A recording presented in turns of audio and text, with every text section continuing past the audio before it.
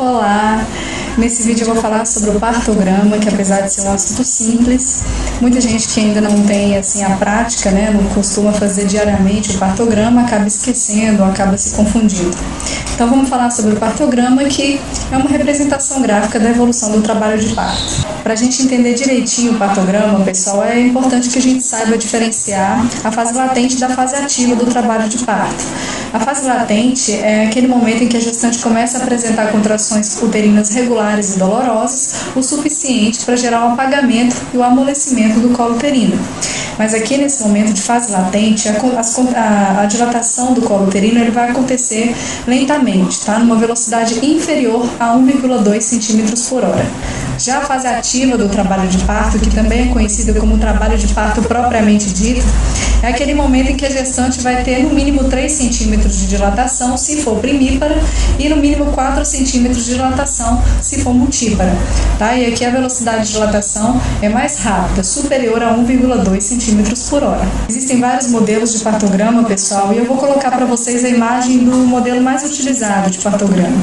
Tá? E aí, a princípio, no iniciozinho, vocês vão ver que a gente tem um espaço para a gente colocar qual que é o valor da dilatação daquela gestante. Tá? Então, você vai marcar com um triângulozinho quantos centímetros de dilatação que aquela gestante está apresentando no momento da sua avaliação. Lembrando que a partir do momento que a gente abriu o partograma, a gente tem que avaliar essa gestante de hora em hora. E quando que a gente vai abrir o partograma, pessoal? A partir do momento que essa gestante estiver em trabalho de parto ativo. Ou seja, quando ela estiver apresentando no mínimo 2 contrações em 10 minutos, 2 contrações efetivas, que são contrações superiores, maior ou igual a 40 segundos, e com no mínimo 3 centímetros de dilatação. Então, para cada avaliação, a gente vai, a princípio, anotar aí no iniciozinho qual que é a dilatação dessa gestante, a gente marca com a pontinha do triângulo, por exemplo, se ela tem 3 centímetros de dilatação, você vai desenhar um triângulozinho com a pontinha ali no 3. E nesses quadradinhos a gente vai colocar também, pessoal, a altura do feto. Por exemplo, se ele estiver a 1 centímetro acima do plano zero, do ponto zero ali dos planos de Deli, a gente vai colocar a cabecinha do neném em -1. Se ele estiver a 2 centímetros do ponto zero dos planos de Deli, você vai desenhar a cabecinha do neném no -2. E se ele estiver no ponto zero, você marca no 0 e por aí vai. Se ele estiver alto e móvel, você consegue empurrar a cabecinha do neném, você vai colocar ele ali no AM, no pontinho, vai desenhar a cabecinha dele no pontinho AM. E nessa parte também a gente tem que, a partir do momento em que for possível observar, a gente tem que ilustrar qual que é a variedade de posição do neném. Então, se esse feto estiver aí com a apresentação cefálica fletida, você vai desenhar a lambda e vai desenhar para qual ponto da bacia da mãe a lambda vai estar voltada.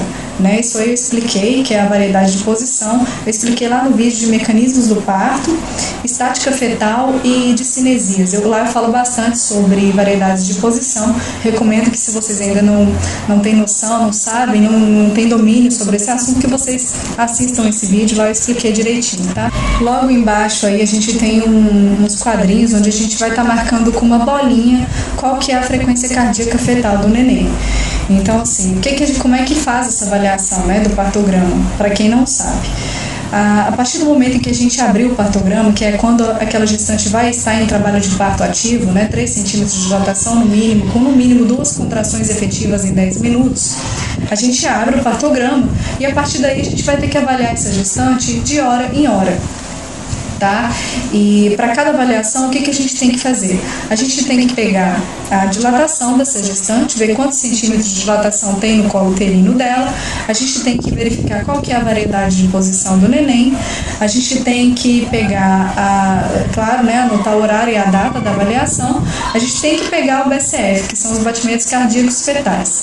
Então, você pegou o batimento cardíaco fetal do neném, quantos batimentos aquele feto está tendo por minuto, vai anotar com uma bolinha aí nessa parte que corresponde à frequência cardíaca fetal. Embaixo da frequência cardíaca fetal, a gente tem um espaço para colocar as contrações.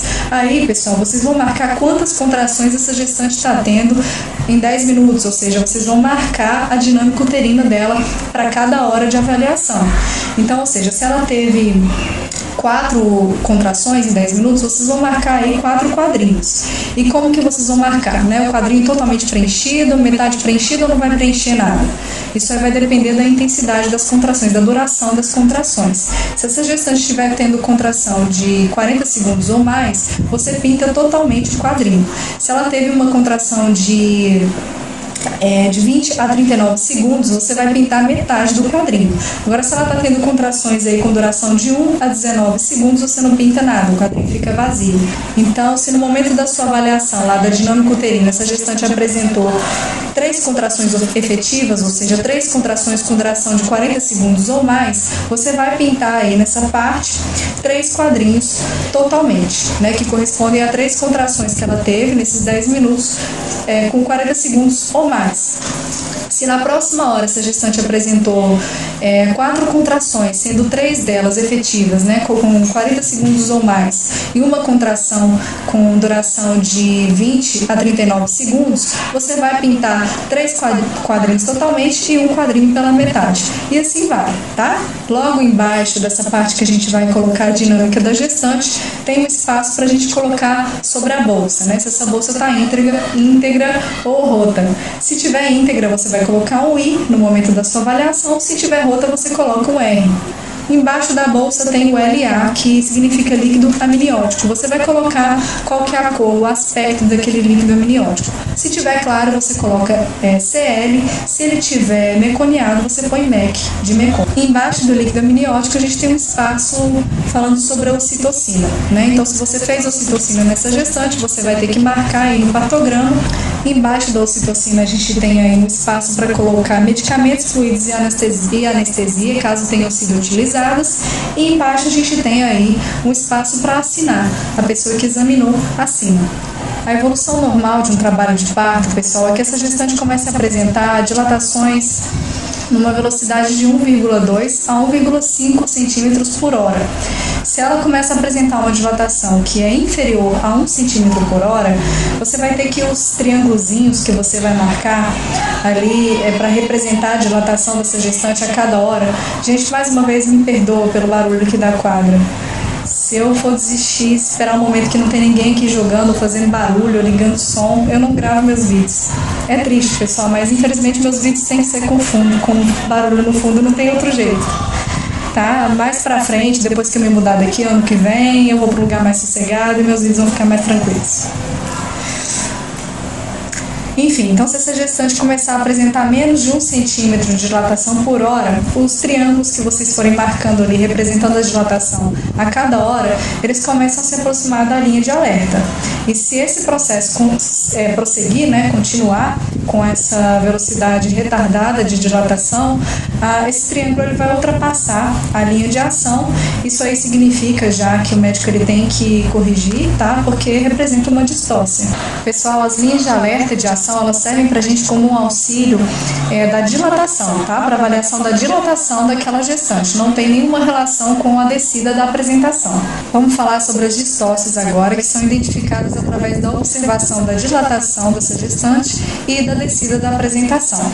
Então, pessoal, são 5 tipos de distócia que a gente vai discutir aqui, né? Que é a fase ativa prolongada, a parada secundária da dilatação, o parto precipitado, o período pélvico prolongado e parada secundária da descida. Começando então pela fase ativa prolongada, esse tipo de distócia aqui vai ser identificada por um atraso da dilatação dessa gestante, então ela começa a apresentar menos do que 1 centímetro de dilatação por hora, né? Justamente por isso é que a gente tem aqui o triângulozinho que está representando a marcação da dilatação uterina, ele vai ultrapassar a linha de alerta, muitas vezes pode ultrapassar também a linha de ação, e o que vai ocasionar esse tipo de distócia, né, pessoal, a fase ativa prolongada, geralmente é contrações uterinas ineficientes, né, uma falta de motor, e por isso, a princípio, a gente tenta corrigir estimulando a deambulação nessa gestante, dando ocitocina para ela, ou fazendo até uma ruptura artificial da bolsa das águas. A parada secundária da dilatação é quando você vai ter ali, pessoal, que em 2 toques sucessivos, com intervalo de 2 horas entre um e outro, essa gestante não apresentar dilatação, tá? Nessas situações aí, a gente fala então que houve uma parada secundária da descida.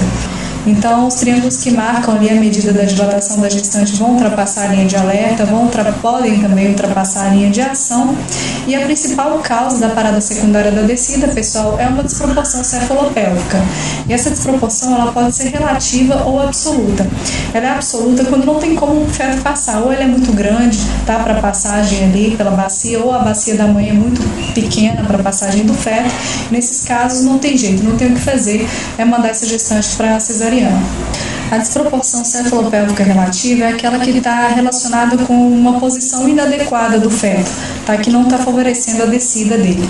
Então, nesses casos, a gente pode tentar aí estimular a deambulação materna. Lembrar que se essa gestante estiver com a bolsa rota, a gente só vai estimular a deambulação se esse feto estiver com a cabeça completamente encaixada na bacia, para não ter risco de prolapso do cordão umbilical, né?